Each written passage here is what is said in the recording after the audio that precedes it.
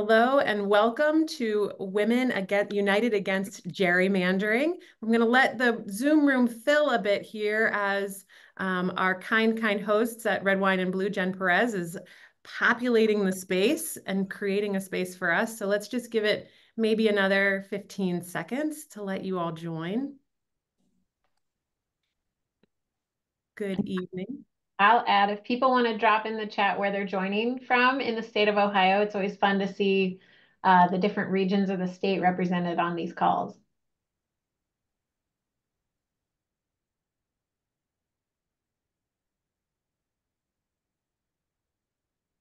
I'm seeing Northeast Ohio and Central Ohio, Southwest populate the chat here. Okay, there it is. Wyoming, Ohio, right? Okay, Wyoming, Ohio. Yeah.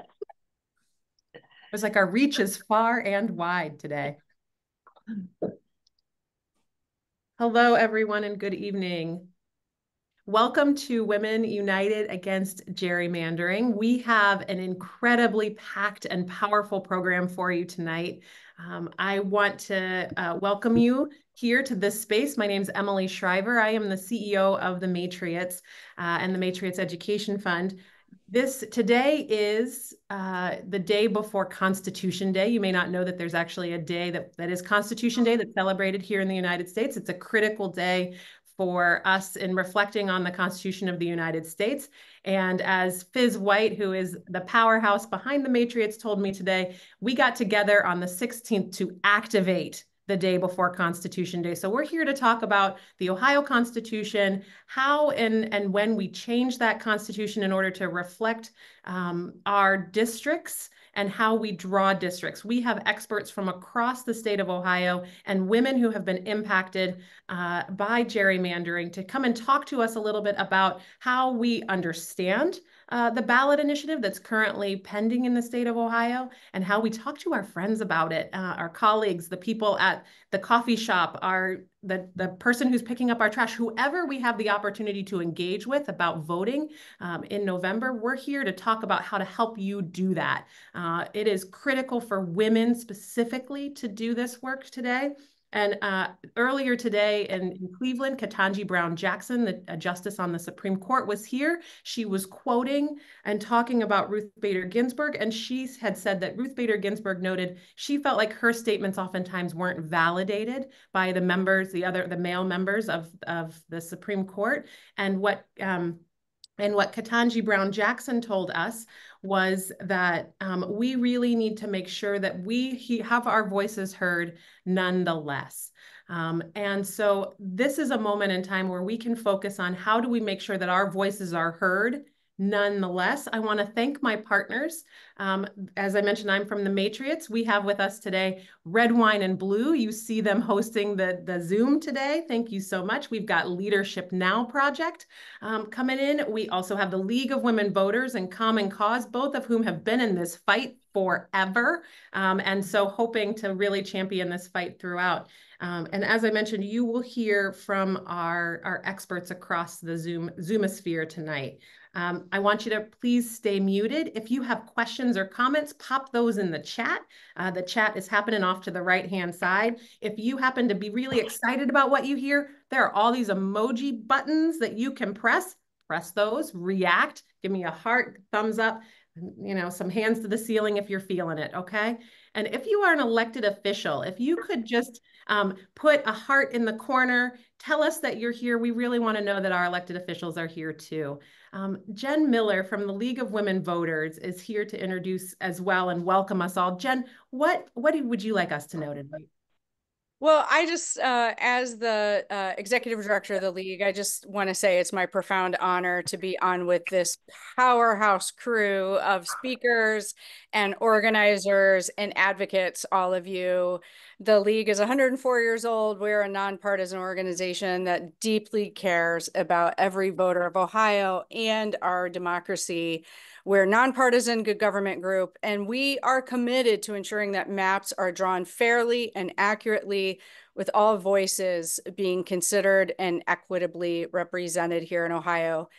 As you all know, we're one of the most gerrymandered states in the country, and historically politicians have manipulated manipulated the redistricting process, the drawing of those voting districts to expand or protect their own power, often to the detriment of the minority political party, or always to the detriment of everyday voters, and especially marginalized populations, including women, people of color, so many others. And so it's my honor that we can all come together and understand how gerrymandering is truly not just manipulating the lines of voting districts, but actually manipulating our democracy and making it hard for us to feel heard and to be fairly represented and served by our congressional delegation as well as our state house. And I do believe in Ohioans, and I believe that when we all come together to protect democracy and for the common good, we can do anything. And so I'm really excited about this moment where finally redistricting reform is ripe, and we are all ready to do everything we can to support the end of gerrymandering here in Ohio. And with that, Emily, you're one of my favorites, and I'll hand it back over to you to say thank you to everyone who's attending or making this possible. Thank you so much, Jen. We have a great time when we get together, and Jen provided me with a flag last year when John Legend was here to campaign for another ballot initiative. We are in this fight together for the long haul. I have the incredible opportunity to introduce our first two speakers today. We have Dr. Wendy Smooth from The Ohio State University. She's a professor in women and gender and sexuality studies, political science, and is through the John Glenn School of Public Affairs at Ohio State. Her scholarship centers the experiences of women of color as political actors from voters to elected office. And she's a noted scholar on the intersectionality of American politics. And she's one of the most foremost voices who writes about the experiences of women of color in the law, as lawmakers, and in political institutions. So her current research, I'm following along in all of her research, but her current research focuses on the exponential growth of women of color-led organizations linking communities of color to the democratic process. Y'all, I'm seeing that tonight here, right? And so Dr. Smooth is also regularly commentating and consulting on issues impacting Black women in electoral politics and voters and candidates. And she's going to help us moderate this conversation with the former Chief Justice Maureen O'Connor. Justice O'Connor is here. She was the 10th Chief Justice of the Supreme Court of Ohio. She ended her term just last year, and she was the first woman to lead the state judicial branch of the government for Ohio. She retired from office, as I mentioned, just last year, and at her retirement, she was the longest serving statewide elected woman in Ohio history. So she has served in so many roles in the state of Ohio for us and for women, and then for all Ohioans. She is really well known across the political spectrum, but one thing that we wanted to have her come here tonight, because she is a co-chair of the Citizens Not Politicians ballot initiative. She stood against gerrymandering as the Supreme Court justice. She struck down gerrymandered maps that were drawn by politicians in 2022. And she is here to talk to us about why those maps were gerrymandered, how the process was broken, and what the future can hold for us. So glad to have with us tonight Dr. Wendy Smooth in conversation with Chief Justice Maureen O'Connor. Dr. Smooth. Excellent. Thank you all so much for having me. Thank you so much to the organizers to bring this very important conversation around voter engagement and our understanding of our democracy as voters in the state of Ohio. And I hope we can appreciate as Ohioans that the world is watching us. And so the work that we do in the state of Ohio to increase democracies and engagement are things that are to be watched and marveled when we are successful around the nation. So very happy to be here to have this conversation on how we make our democracy more accessible through looking at the issue of gerrymandering. And I have this pleasure of being in conversation with the Chief Justice. So I'm going to try not to fangirl too much throughout this conversation, because I've certainly had the opportunity to watch your career, Chief Justice O'Connor, and then also the opportunity to see the ways in which you've stood up for democracy and democratic engagement. So maybe we just start off so that we bring everyone into the conversation. Let's talk a little bit about what is gerrymandering to begin with. You know, I'm trained as a political scientist. I talk about this in American Government 101 when I've taught that class. It's the most boring part of the class for many students, but now it's so politically relevant in terms of the health of our democracy. You want to walk us through a little bit on like just what is gerrymandering? What are we speaking about when we talk about gerrymandering?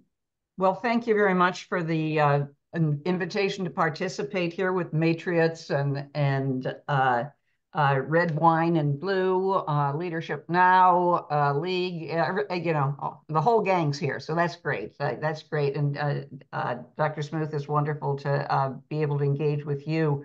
And I see we have 153 people on. So thank you very much, ladies and gentlemen that are watching.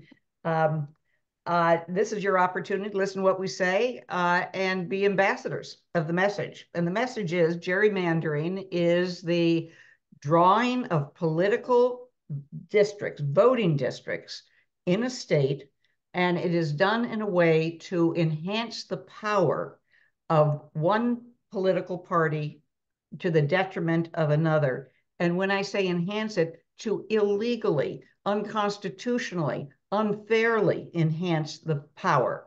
You know,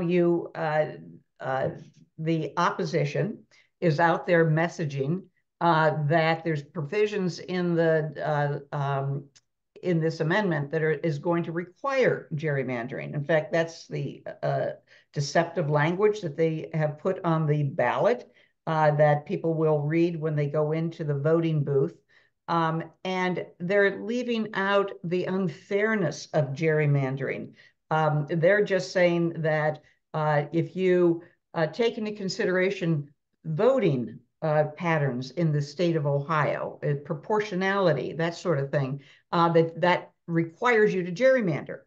And that's not true at all, because gerrymander has this invidious component to it where it is done to increase the wrongfully, unfairly, the power of one group or one political party over another, contrary to the patterns that the citizens themselves have established through the, you know, their history of voting. I want to say that gerrymandering, both R's and D's do it, depends on where your state is and you know, who's got the pen to draw the maps. Gerrymandering came over with the colonists, and it's been, you know, from England, and it has been used repeatedly. So it's not something of a recent invention, but my hope is that it will be history here in the state of Ohio when we pass this amendment, which is going to, in essence, reconfigure the authority for making the maps. It's going to put that power where it belongs, with the people, and not with the politicians. And we'll get into more detail, I'm sure, about it, but I hope that gives everybody an idea that gerrymandering is the unfair, you know, creation of advantages for political voting districts, contrary to, you know, the performance of the people. Sure. That's a really great summation. I think I just want to add one other additional component to that, is because people often get confused with the differences between redistricting and gerrymandering. So when we think about redistricting, that's the work, that's the routine work we do every 10 years after the census. We take an assessment of the population. We do redistricting every 10 years so that the voters have an opportunity to have their voices heard based on the ways in which the population is mapped. And so just as you get into this point of the drawing of the maps. So currently, the state legislature, right, is in charge of this process of drawing the maps. And as you indicate, that often, and in gerrymandering situations, I think the old adage is charity begins at home. And so that party that is in control of the legislature has that opportunity to draw the maps in their favor, right? That's true. It's not necessary, well, exactly with the legislature, the power of the pen, to craft these districts. In 2015 and 2018, we amended the Constitution of the state of Ohio with the assurances from everybody, both political parties, all the media, all the interested, academia, civics groups, et cetera, that these two constitutional amendments in 18 and 15 and 18 were going to get rid of gerrymandering. And what they did was create a commission. The commission was the authority on the approval of these maps. And I like to say that the commission in both in these amendments is the Trojan horse. And this is why they were doomed from the beginning.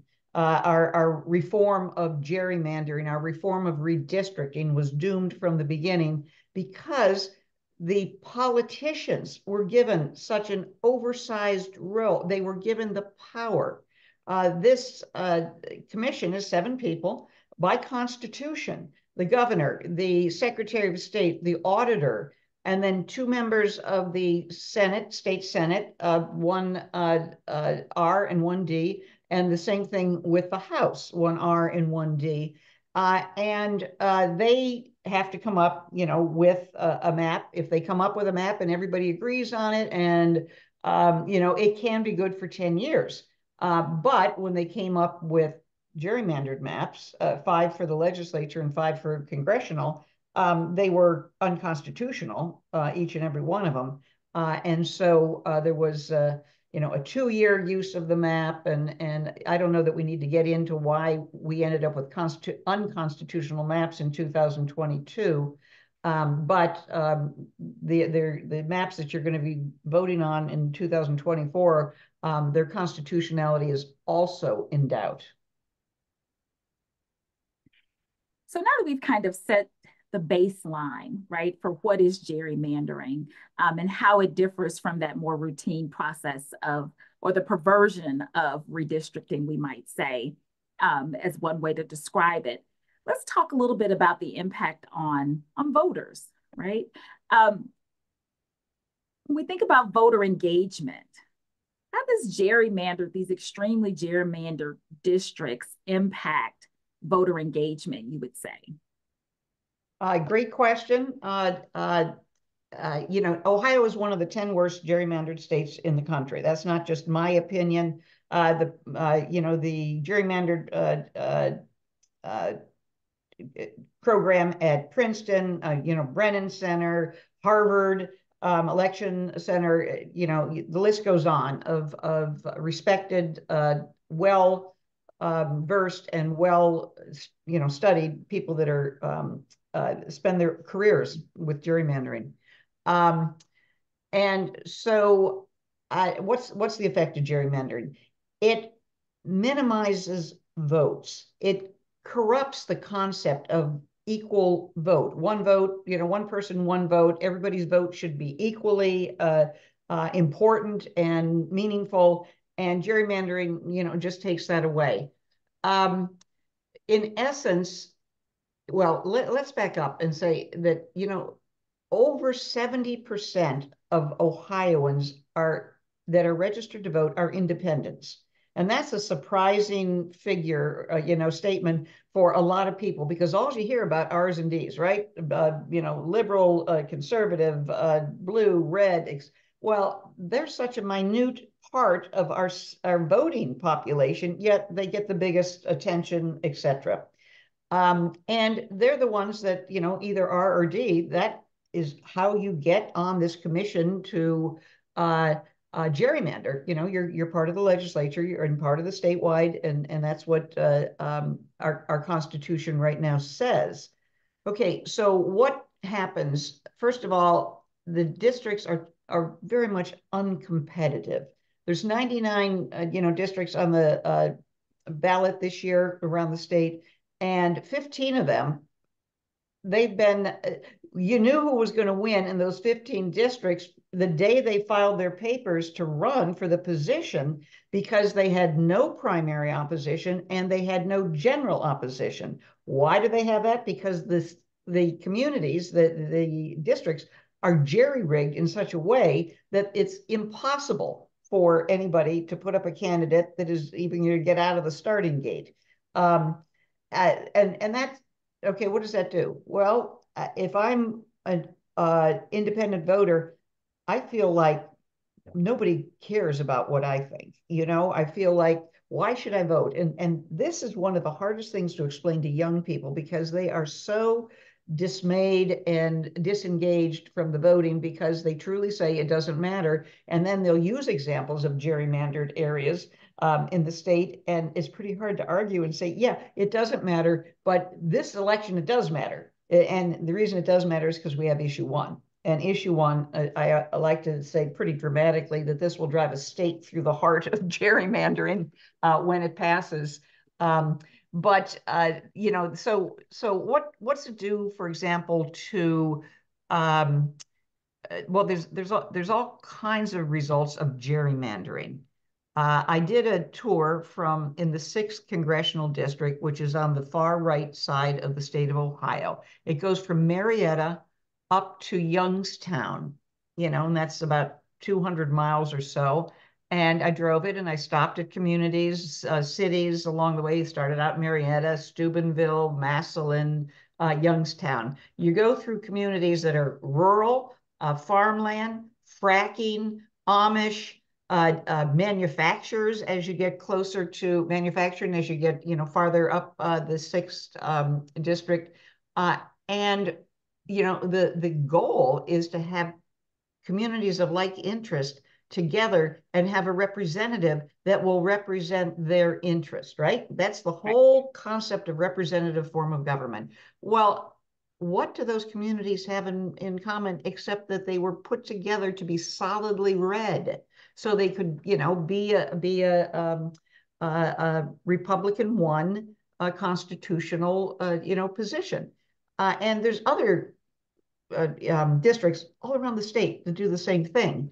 And, for example, farmers that have fracking on their, property, they have the gas wells, et cetera. They want the highest, energy price, don't they? I mean, that's how they make money, and that's what they want. And then you have manufacturers who join together with other manufacturers, and they, try to bargain with utility companies to get the lowest prices. Okay. So if you're a representative, who are you going to represent in that district? You're going to represent the frackers and the oil and gas industry, or are you going to represent the manufacturers that are employing people? I mean, you see the conflict there. So what you have is people who don't have a representative that listens to them. And the reps don't have to listen to them, because they know they're in a safe seat and they're going to get elected. They're going to get elected whether they're a state rep, or whether they're a state senator, or whether they are a congressional member. Let's look at our state, our General Assembly. They're super majority. They've got the super duper power in one party, and they have overrode the veto of the governor. What does that do to the balance of power in the state? We're supposed to be 3 co-equal branches of government, and yet we have this, I think, detrimental and concept of a supermajority. And that's the goal of gerrymandering, to concentrate power with one party. And I like to, quote the Senate President, Matt Huffman. When the supermajority was achieved, Matt Huffman is on record, in print, and everybody knows he said, we can kind of do whatever we want, okay? And I always say, that's not, who do you think he means by we? Is it, a reference to the first three words of the Ohio Constitution and the federal Constitution, we the people? No, that's not the we he's talking about. He's talking about the we, of the same political party, the Republican Party, because we have this super duper majority in both the House and the Senate, and that's how we're going to govern. And that is the antithesis of how you govern a state or a country. So let's talk about this issue of polarization, because you're also picking up on the way that we end up building a kind of super party structure and a single party structure. But how does that lead to or contribute to the popular conversations that we have as voters about the extreme polarization in politics? So how does gerrymandering kind of configure into that extreme polarization sentiment? What gerrymander allows for is the extremes in both parties to then prevail in the primaries, because who votes in the primaries? It's your more, I don't know if I want to use the word dedicated or, they're just the party members that are really, really in line. Everything's black and white. It's either, they view it through the lens of the politics. Well, those are the people, they go to the polls, and those are the people that the candidates cater to in their messaging and in their legislation and how they govern. So, we obviously have a majority of Republican districts and legislators, and they cater to the Republican far right. And what is the consequence of that? Well, I would argue that the August election of 2023 is a direct consequence of the fact that they've got a super majority and that they wield this power. They put this amendment on that is crafted by the legislature. It's not a citizens amendment like what we have in this November. It is a legislative crafted amendment, just like those two amendments in 2015 and 2018 that I referenced. Sure. Those were created by the legislature, not by the people of Ohio. And so, they crafted this constitutional amendment. They tried to pull a fast one. Nobody's going to pay attention in August. Nobody's going to the polls. We can probably just slide this through, and we're going to make it harder for citizens to amend the Constitution. We're going to jump from 50+1 to 60% in order for a citizens-initiated constitutional amendment to pass.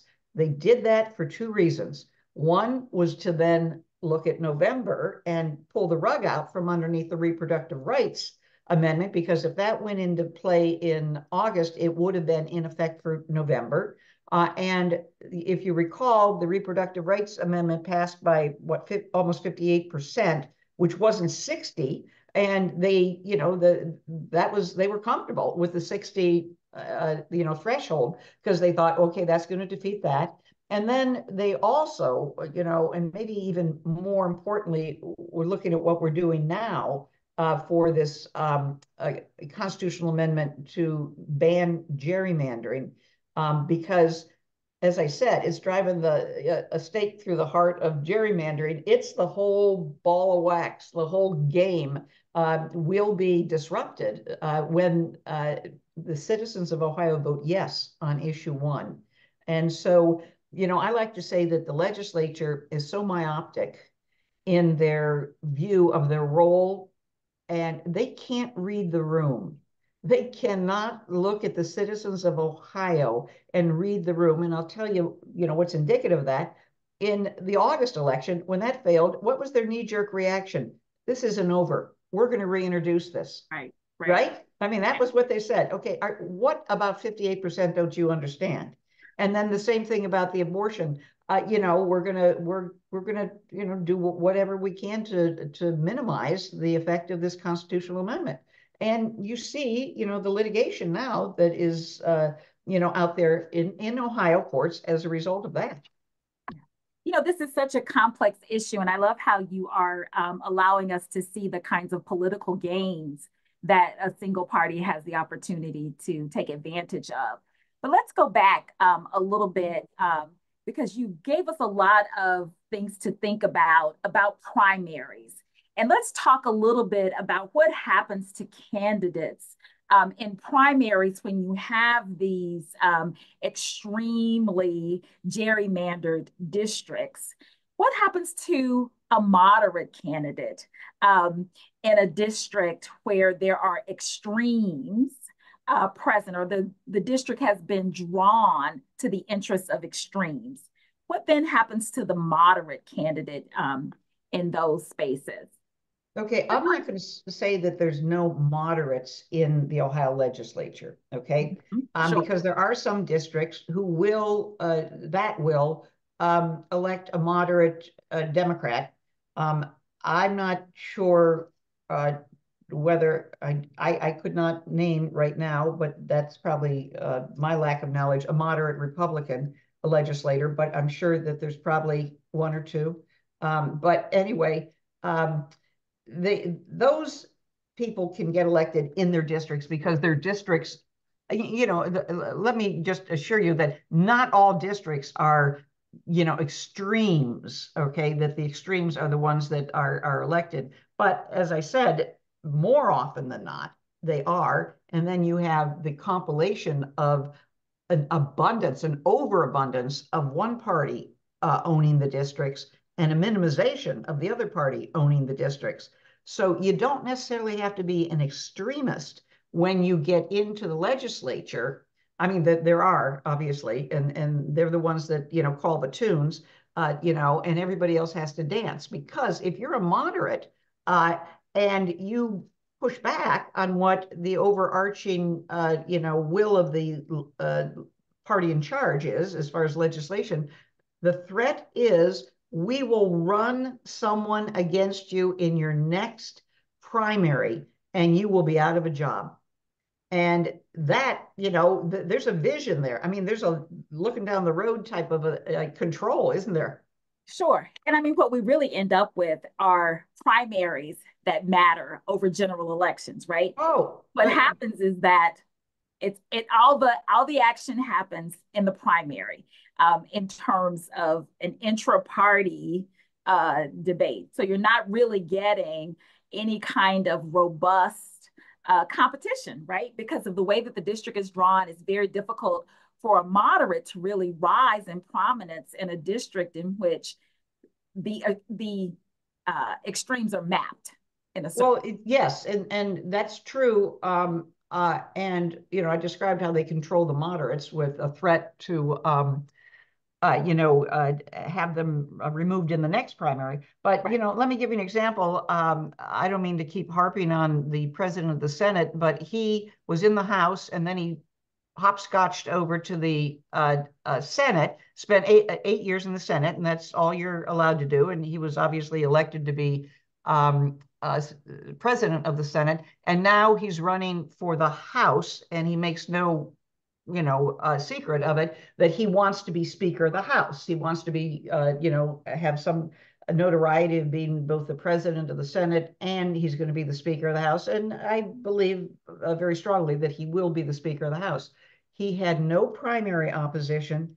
He has no general opposition, general election. And if he is elected to be by the House members, the Speaker of the House, that is one of the most important and powerful jobs that we have in state government. Okay, and who puts them there? A sliver of people, right? And so I'm just using that as an example of the far-reaching and I think unfortunate effects of these gerrymandered districts. Sure. So, when we think about redistricting and we've thought about it across the nation, so often we think about redistricting primarily in racial terms, right? In terms of thinking about racialized gerrymandering. And when we had the SCOTUS decisions with the Shelby case, and then with the Shelby versus Holder case, and all of the ways that we have in many ways gutted the Voting Rights Act of let me just stop you right there. Okay. Don't say we, the Supreme Court, United States Supreme Court. Okay. Yeah. Well, which then is acting on behalf of Americans. So that was we may not feel included generally in that decision making. But with the SCOTUS decision, we no longer have those protections of the Voting Rights Act. So we often only cast this conversation around gerrymandering in racial terms. And certainly we know, as you've quoted the Brennan Center for Justice and others, often call out the effects of gerrymandering for Black and Brown communities and other historically minoritized communities. But what we don't often talk about, which I think is very interesting, particularly for this conversation tonight, are the impacts of gerrymandering on women and women candidates.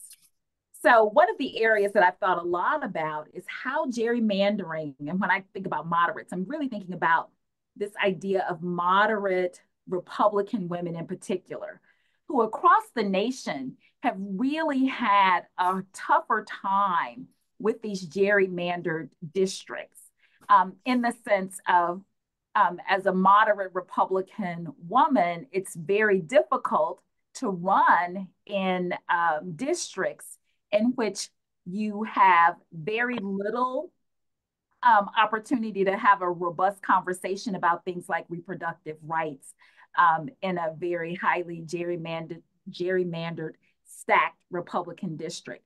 Why should we be concerned about that impact on moderate Republican women in particular?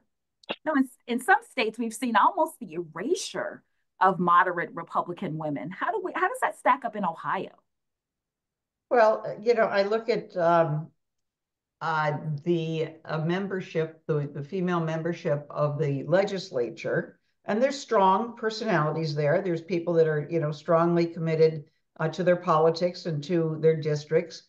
And, quite frankly, some of the biggest offenders that I see are women, what comes to mind is the performance of the ballot board on August 16th, which, I don't know that we want to get into that, but right now. So if you're a woman and if you're towing the party line, and your party will support you, all right? That's it's the same for males, if you're towing the party line, you will get the support. And as I said earlier, if you decide you have to, push back, or you balk at it, then the threat is we'll just run somebody against you in the primary. And since you have such a gerrymandered district, we know we're going to be able to take you out. Okay. And so do women approach their role in the legislature, both in Congress and in, the state legislatures, with a different perspective? I don't want to be guilty of generalizing and lumping, women all in one basket, because no, there's like super extremist. I mean, you think of the United States Congress, and I can just spout out about 5 names that'll make your hair curl, right? And they're women, and they are, just rabid. Rabid is the word I would use. But then there's reasonable people that only want to offer good government services, and I respect those, both male and female. But they're not the ones you hear about, are they? You hear about the rabid, members. And so, again, gerrymandered allows that to happen. It allows for people to be elected who are ideologues in the worst possible way. And, if you get back to, the racial impact of gerrymandering, the old cracking and packing is the method that they use to break up communities of color. They will, crack it. In other words, take a segment of an urban community and then link it to a rural a set of districts, I mean not districts, but counties, etc. So they're going to dilute the vote of those minority voters. They're never going to be able to elect a legislator that is going to reflect their their concerns, their problems, their needs. And then the other is, they will hack it, and so they will jam as many as they can, given the parameters of the population per district, and so that they're only going to get one or two representatives, and so that's the the minimization of the effect. It's all very calculated, and it not only happens in Ohio, but it happens in many other places. But so what's the solution? What we're doing here? Let's get politicians out of the out of the business of drawing these maps. Let's get it in the hands of 15 citizens who are registered to vote, but they're registered to vote and they're affiliated with a party. They're not leaders in a party. They're not activists in a party. They don't go out and circulate petitions in their wards and all that kind of stuff. We just want people that possess common sense and they want to serve, and they are not party ideologues. We want people that will be representative of the state of Ohio, both geographically and demographically, which is something that is not done in other, commissions. Michigan doesn't have that, so we're going to be, able to. That's a thrust of this amendment, and one of the things that I really like about this amendment is that communities of interest is a phrase that is defined by the citizens themselves. They will come before the commission and they will explain why they're a community of interest and should be kept together. Whether that be a school district, which is a community of interest, or a village, but why they shouldn't be split. And that's the kind of evidence that has to be taken into consideration when you're drawing these maps. And the map drawers will be, people that, that do this without reference to the politics. They're not there for an agenda that we're going to have super majority districts for this party or that party, consultants who have a track record of success. You're going to hear about Michigan having a problem with in the federal courts because of the districts that were drawn around Detroit. And that is due to the fact they had the wrong people that were advising them. Everybody understands that. Everybody agrees with that. They came back after the court, set aside those districts and redrew them, and they redrew them satisfactorily to the dictates of the Constitution, their Constitution. But that's why I say this commission will vet experts and people, the lawyers and folks that are map drawers, et cetera, really do a deep dive. So we would never get into that kind of trouble. So this has been a wonderful conversation to get us started. We have several other conversations that will take us through the evening. As we close, one of the things that we want to be thinking about around this issue is how do we keep this notion that we started off with around people having a sense that their vote counts, that they are making choices to elect representatives of their own choosing. And so much of what we're discussing here is about how do we put democracy back in the hands of everyday citizens. Thank you so much, Chief Justice O'Connor, for bringing your insights to this conversation. We now have an opportunity to turn to Daniela Ballou-Aris. Daniela began her career at Bain & Company, working across the firm's offices in the US, South Africa, and the UK. She then became a founding partner at Dahlberg, where she led the American business and transformed the startup into the largest social impact strategy firm with 25 offices worldwide. She's also spent 5 years with the Obama administration as the senior advisor for development to the Secretary of State. Today, Daniela serves as the founder and CEO of the Leadership Now Project, a national membership organization of business and thought leaders committed to fixing American democracy.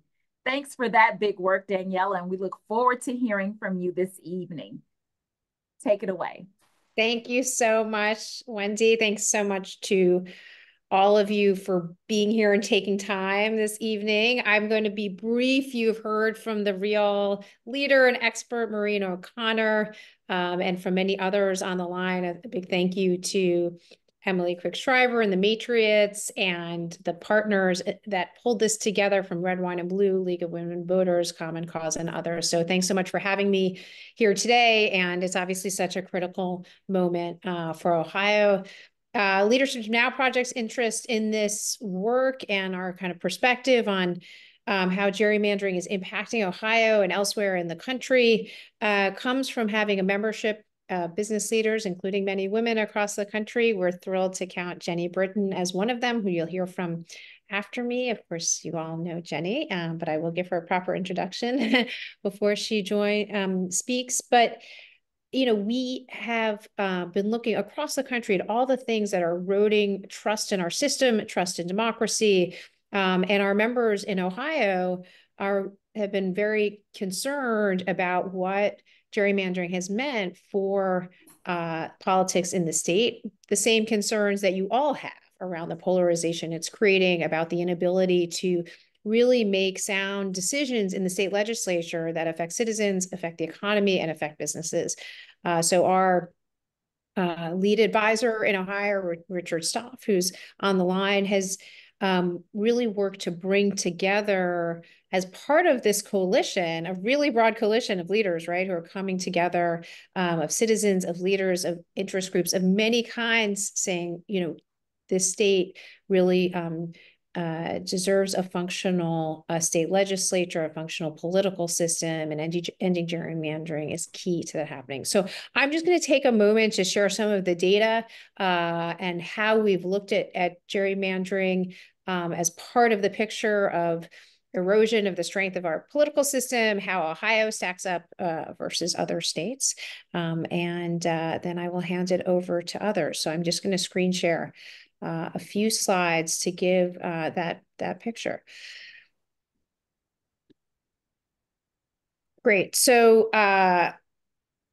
when we look at the impact of gerrymandering in Ohio and other states, we start a little bit with this kind of big picture view of what's going on in the world with democracy, right? How is democracy functioning across not only the US, but globally? And this picture is something that always worries us, and we want to see the colors change. So basically, every country on this map who has a red or orange color means that between 2011 and 2021, there were declines in objective measures of democracy, the functioning of the political system, the how effective the delivery of services was, is there risk of political violence, trust in elections. All of these kinds of measures are what show that there has been real declines in democracy, including the US shows up in orange here in the US.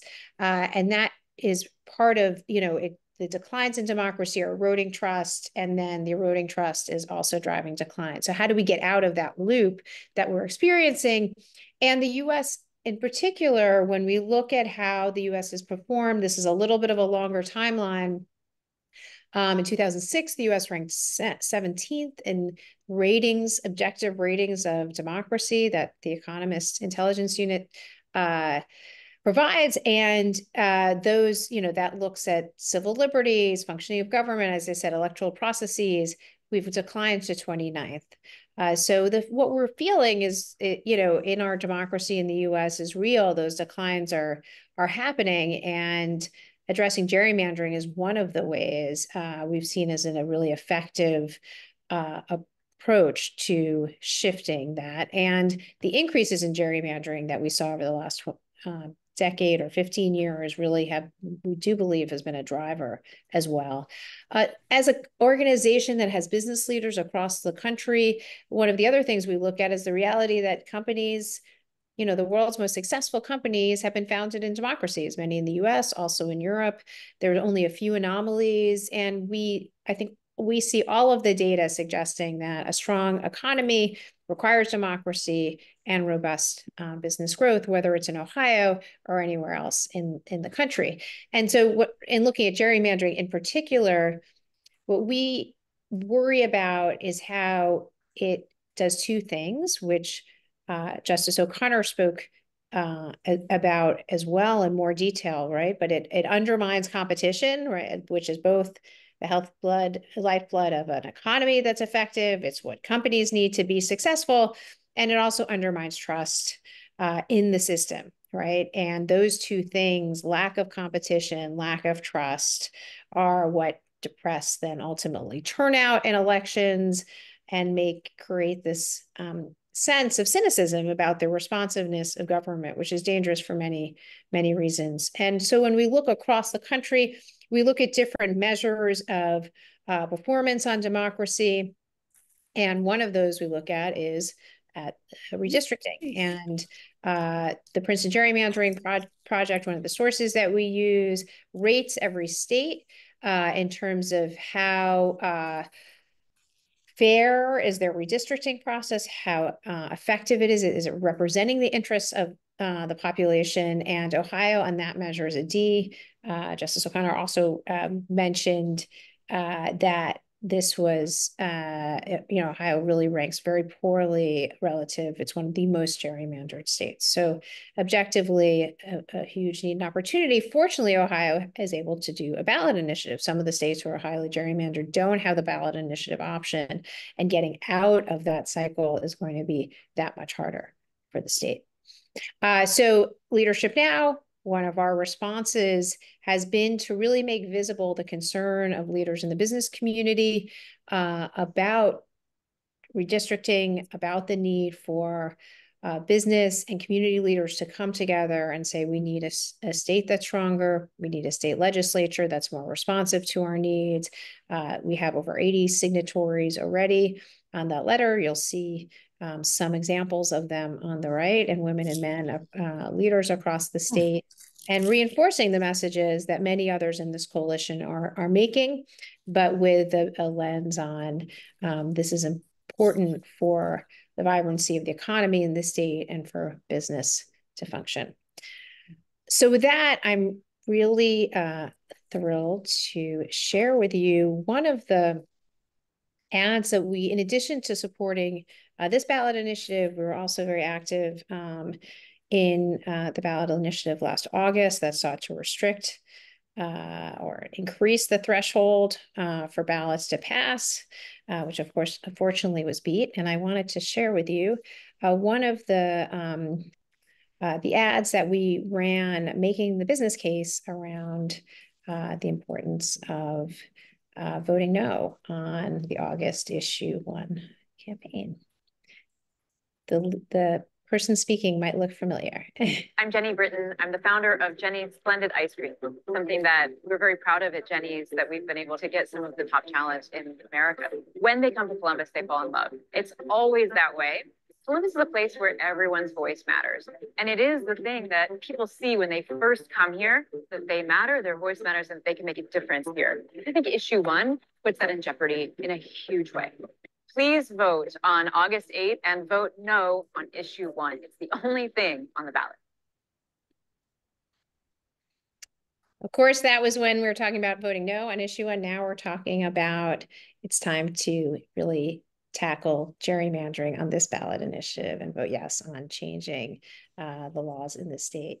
So I'm really thrilled to have the opportunity to pass over the floor to Jenny Britton, founder of Jenny's Ice Cream, and today leader of Flora and Company, which is really building an innovative products to bring healthy eating and nutrition to people across Ohio and across the country. And I'm so thrilled for you to be here, Jenny. And again, so thrilled to be with all all of you today.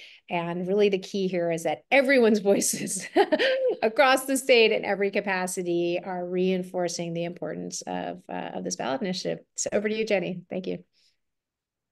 Thank you so much, Daniela and the Matriots, which I am a proud founding member, and all of the partners, the Leadership Now Project, Red, Wine, and Blue, League of Women Voters, Common Cause, and thank you all for being here. Columbus is my home. I've lived here since my family moved here from Illinois in 1985. I entered Ohio State University as a fine arts major and left an entrepreneur. I started my business humbly in a farmer's market right here in Columbus, and I grew it very slowly over the last 25 years plus into a national brand.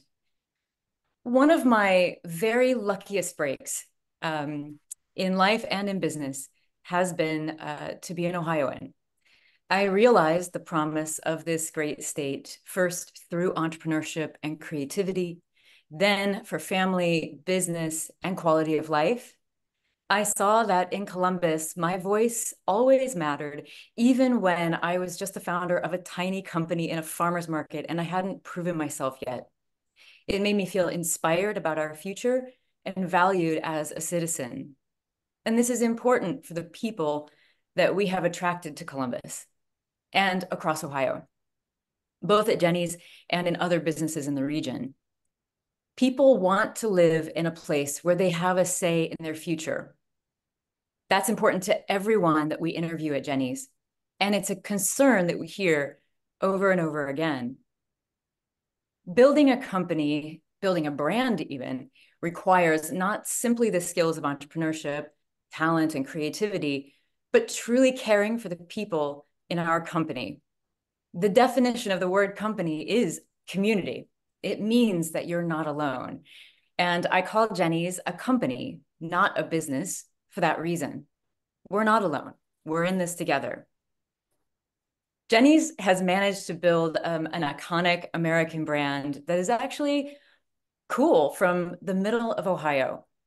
But it can take a lot to convince someone from outside of Ohio to come here and take a job here, to convince them that no, Ohio is actually a pretty cool place.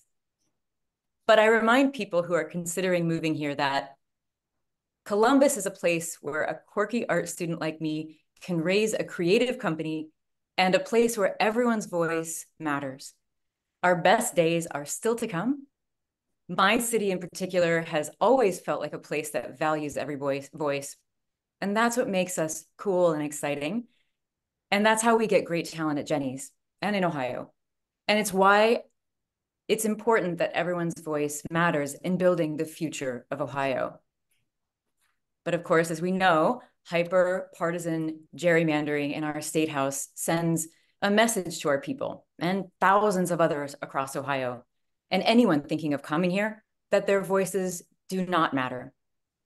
I'm very proud of Ohio and Columbus, but I find myself having to explain this a lot, especially when our own homegrown politicians spread absurd lies about our communities, as is what is happening today in Springfield. Politics of fear, hatred, and intolerance, which do not represent the beautiful people of this state. Echoing the words of our current Senate president, we can kind of do whatever we want. And that is just wrong. No one should have that kind of power in America, and we need to fix it. We need to fix it by passing overwhelmingly issue 1 this November to put the citizens, not the politicians, back in charge of Ohio.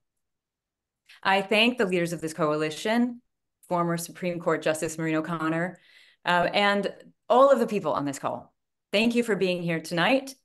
And just for fun, I started to think, if I were going to make, because I do this all the time, if I'm going to make an ice cream flavor to celebrate all of our work, what would I call it? And I came up with, actually, it's a name we called it something a long time ago, and I think it's so sweet. Ohio, love you. And I think I would use sweet corn and elderberries because we are a state of compassion and community, and together we can do anything. So let's come together, spread the word, and make our voices heard this November.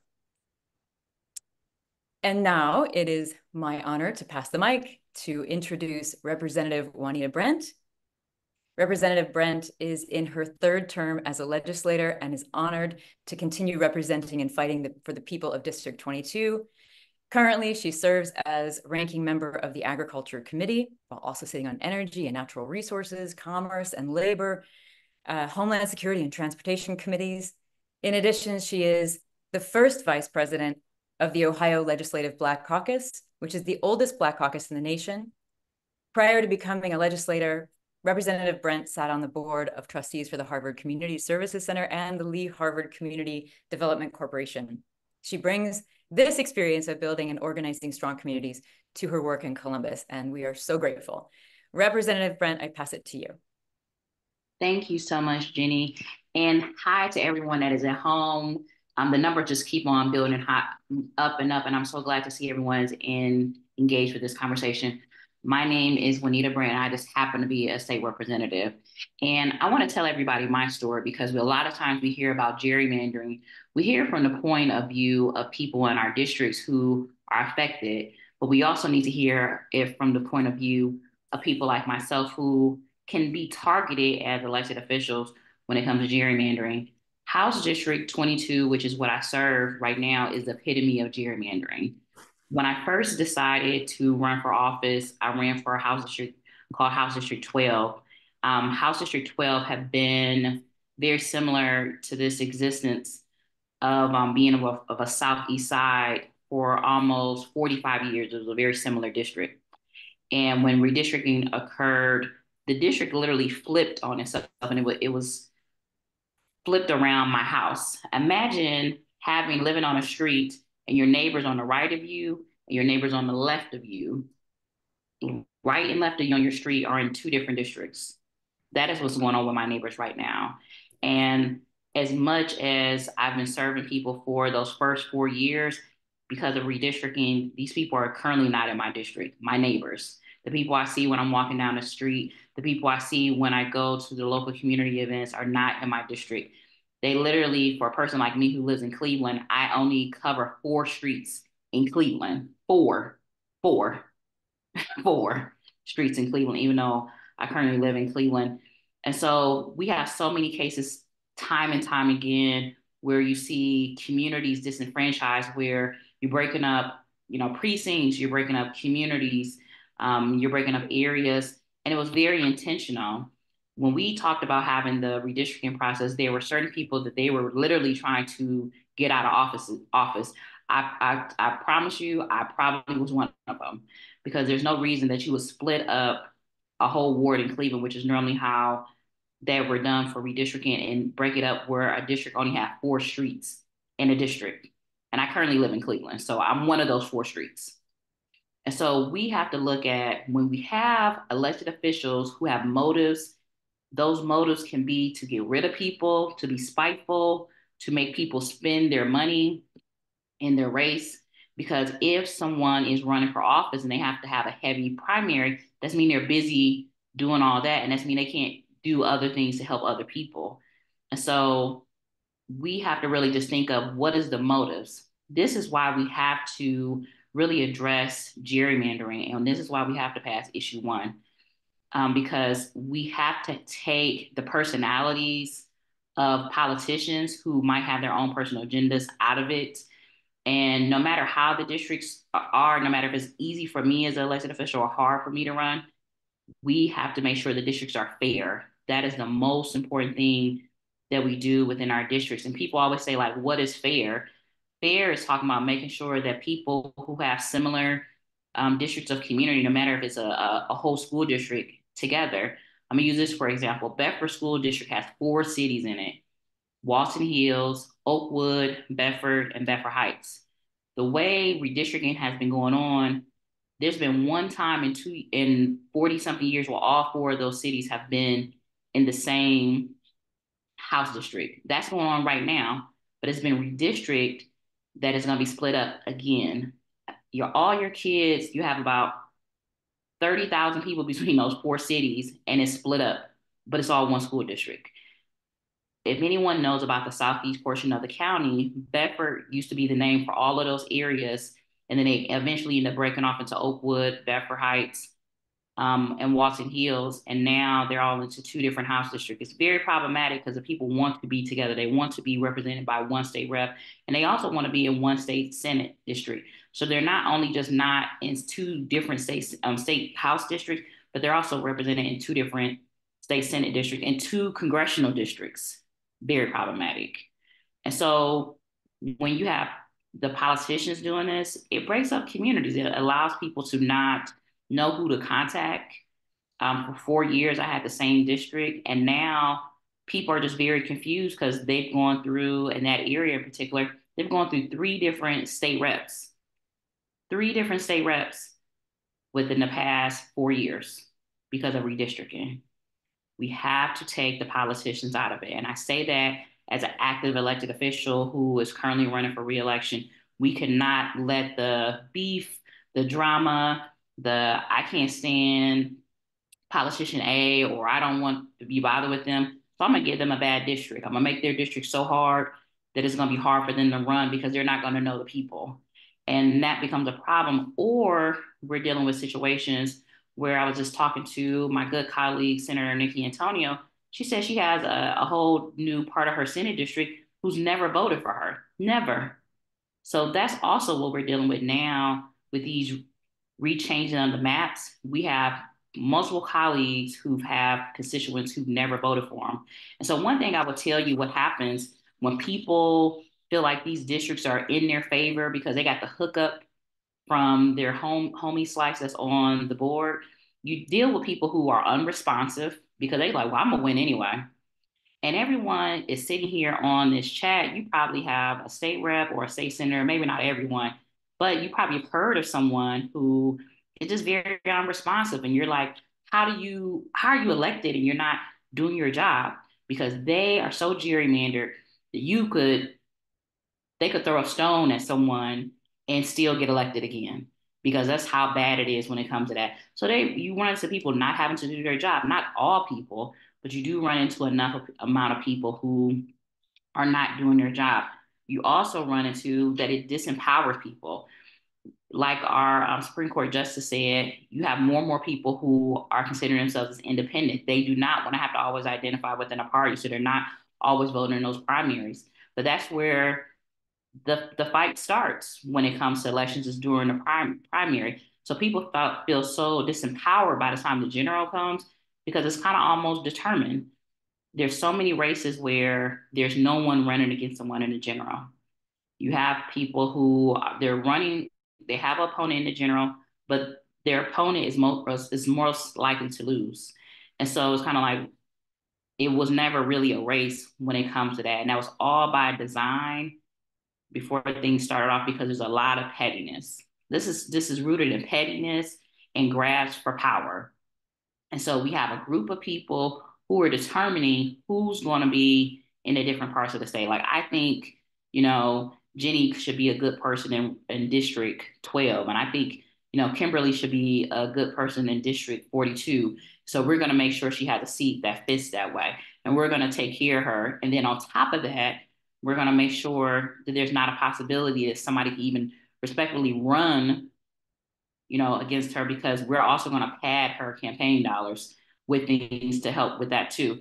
So it's all kind of going to a big segment of how we're trying to do. So everyone needs to take this seriously. And I believe that we have a lot of people who kind of understand what's going on, but we need to understand how the bigger problem was happening within our communities when we are doing this. I would tell you when the maps got drawn, I remember some people, when I went to some of my communities, told me, and they said that, but they said, with all due respect, Rep. Brent, we really enjoy the idea of you running for office, but they said we're feeling like we're being forced to take you. And when I drove home, I really had to stomach that because I was thinking to myself, for all the people that wanted to run in that area, they had to possibly think about running against an incumbent. For all the people who wanted this idea of their communities all being together, now you've been forced to be in this district with the incumbent. And so it's a lot of people who are being forced to deal with that. So that's hard to stomach when you think about what's all going on, because their communities have been broken apart just so you can have a district. People who wanted to run, other incumbents who wanted to run, decided not to run because now two people have been put into the same district and they're part of the same party affiliation. That is what's happening right now. That is what's happening right now, because we're picking winners and losers right now. I'm gonna give a shout out to one of my colleagues, Raphael Robinson, who is awesome, and also my colleague Richard De La Quilla, who's awesome. But they were drawn into the same district, drawn into the same district, and so it became a conversation of who's gonna run, literally who's gonna run, and it becomes a thing of winners and losers. Brett Robinson is currently running for reelection, but it's a shame because I would have loved for there to have been a situation where we didn't have to feel like we had to pick that, but it became a thing of winners and losers. And the majority caucus did that to us. They said, well, you guys can't have all the seats you want in Cuyahoga County. Y'all gonna have to pick who's gonna battle it out for these seats. And so we saw that over and over again in multiple situations where, we saw in the previous election cycle where two people of the same caucus were having to run against each other. Last time it was two women having to run against each other in our same caucus because it was done by design with the maps.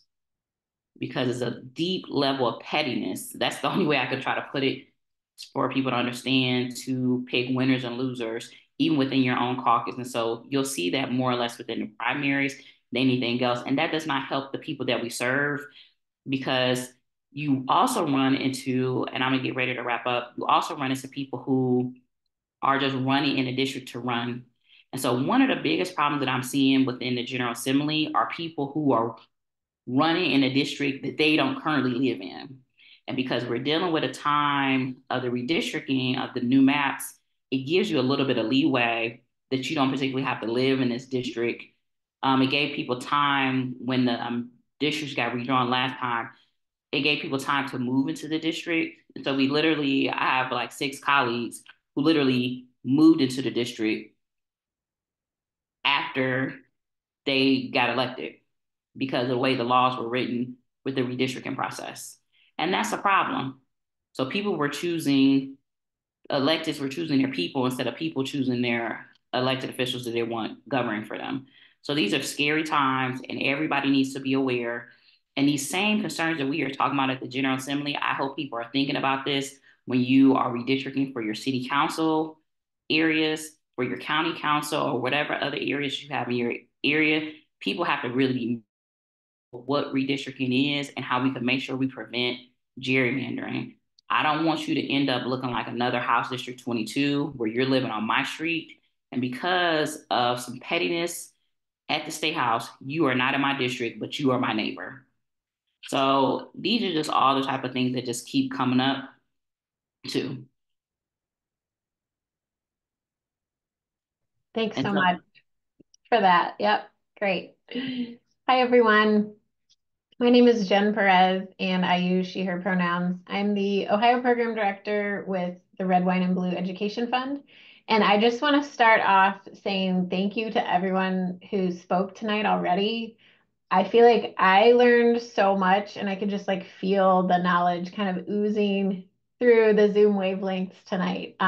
So thank you all um, who spoke. Thank you all for being here with us tonight.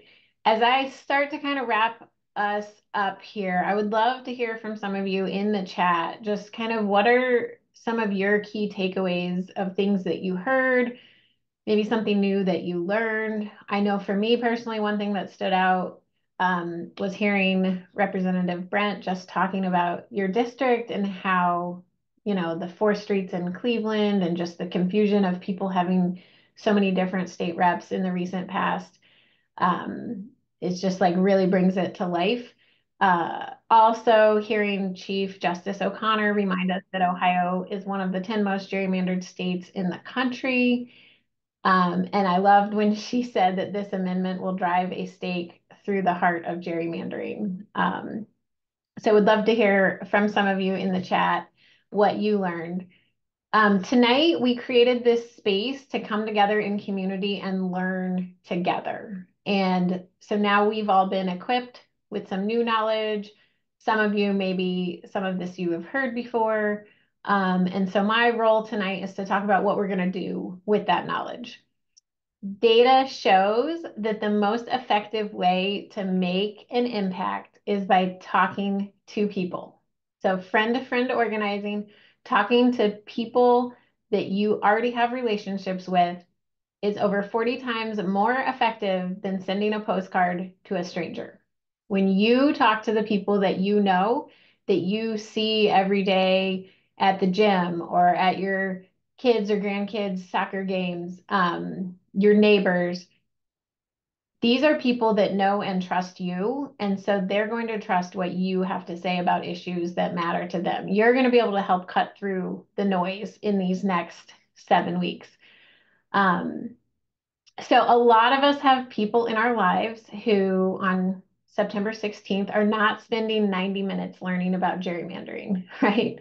But you're here and you did join us. So that's really your superpower right now. And our ask for you is to really embrace that superpower and find a way to share that knowledge. Share all of this information about gerrymandering, about the impact that it has to women. Talk to the people in your life about what you learned tonight. We know that the vast majority of Ohioans agree that voters should be the ones that decide who wins elections, not the politicians who are in those elections. We also know, and I've seen this come up in the chat, that the words that will be on the ballot this fall are confusing. But what we're voting on is actually the wording that's in the amendment. So there's a couple places where you can go read the full amendment yourself. That's what we're voting on. So, it's even more important for all of us to be able to talk to our friends, our neighbors, our family members who live here in Ohio, not only about what gerrymandering is, just kind of the basics and the definitions, but also what the amendment says so that they aren't confused when they go into the ballot booth. So what we have for you is a toolkit that we are going to share. It has social media graphics. It has some wording that you can use and other tools to really help you have those conversations, whether they're face-to-face conversations or in online spaces where you are.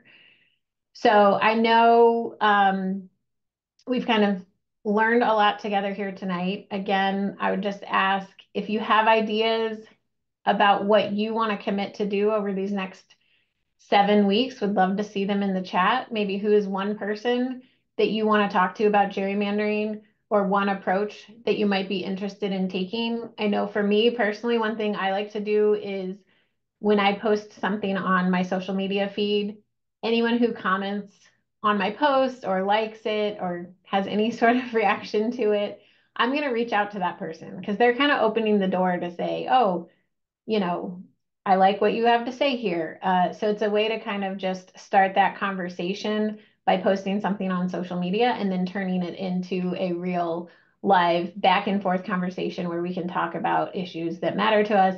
I can share some of this great knowledge that I learned tonight about gerrymandering and why this amendment is so important to the future of Ohio. So, again, thank you all for joining us. I'm going to hand it over one last time to Emily Shriver to wrap us up. Thank you so much, Jen. And thank you to each of the presenters this evening. I think I have so many key takeaways, and one of them, right, is to talk to somebody who I know is unaware about the ballot initiative. We oftentimes surround ourselves with folks who hold the same beliefs we have, who vote maybe the same way we do, and that has been a reflection of our very polarized society right now. And so I offer to you the opportunity to really engage with someone about what they understand on the ballot initiative and on how gerrymandering works. and start to have a conversation with them that brings them into why this is so critically important for a change in Ohio. The chat has been on fire this evening. I don't know if y'all have been watching the chat this evening, but so many fantastic questions to help clarify your understanding of what does the ballot initiative language really say? What is the way in which we are going to be appointing these individuals, to the 15 individuals, to the independent commission? How does that work? There has been good conversation about the ballot initiative language. As Jen mentioned, there is some real challenging language that's going to be showing up on the ballot when you walk in to the election voting booth and you pull up, you get all the way down to the bottom, you got to get all the way down to the initiatives that are going to be on there. The language that you're going to be struck with is going to say that it's a taxpayer initiative to increase gerrymandering. That is not what is happening here. We are creating an independent commission via this ballot initiative to try to undo gerrymandering. We now are well versed on this call about what gerrymandering is, and there are a lot of folks out there outside of this Zoom room who don't know what gerrymandering is. To them, it is a word that sounds really complex, but now we all know that it's just the way in which politicians choose who votes for them, as opposed to us getting to choose who we vote for. And it is so critical that we have the opportunity to elect officials in the state of Ohio that reflect the state of Ohio. We do not have, in the state house right now, for example, we have a super majority and a super minority. It makes it really hard for individuals to work in bipartisan ways. Our state, in the way that we vote, is not showing up in that same percentage, right? So we have so much work to do, and we can do it together, and people will listen to what women say on this issue. We will listen to our friends. I want to really thank our partners this evening: League of Women Voters, Common Cause, Red, Wine, and Blue, Leadership Now Project, all of our speakers, the Dr. Wendy Smoot, the Honorable Maureen O'Connor, Representative Juanita Brent, Daniela Balueres, and all of us for participating this evening. If you still have questions, I still have questions. I know you still got some questions. The Matriots Education Fund is going to be holding a Zoom call next week on Wednesday, a Zoom virtual coffee. Bring your sandwich, bring your hero, whatever it is that you have for lunch, bring it. We're going to talk about what we know on the initiative and what kind of questions we can answer for you. As always, if we don't know the answer, which I don't know everything, right? If we don't know the answer, we'll get you connected with the right folks who will know the answer. It is so incredibly important that we understand how our democracy works, and we do that together, that we get women empowered to understand and participate in the political arena. We're also hosting a series of Meet the Candidate Nights, ways to get engaged in your community. So we hope that you'll join the Matriots for this incredible work throughout this year. The Citizens Not Politicians initiative has ways for you to join as well. So lots to do this fall. I'm so thankful that you all came together tonight to work on this issue. Spend an hour and a half with us. Come spend more time with us. We got lots of work to do.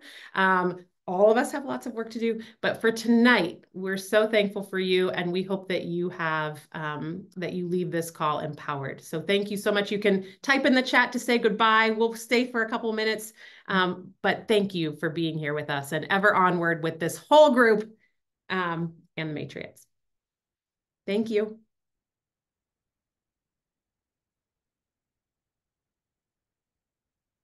Thank you. Good night, everybody.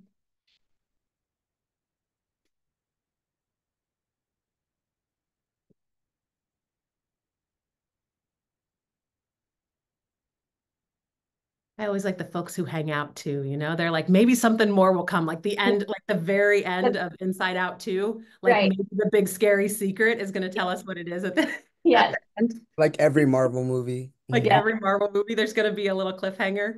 We should do that sometime, like the post-credit scene. End credit scenes. Such a good idea. Here's where we actually explain what it says. No. Thanks, everyone. Thanks, team. Yeah. Let's go in. Let's go win. Let's go win. Let's go vote. Vote early. Not often, just once. Just oh, okay. Oh. Bye.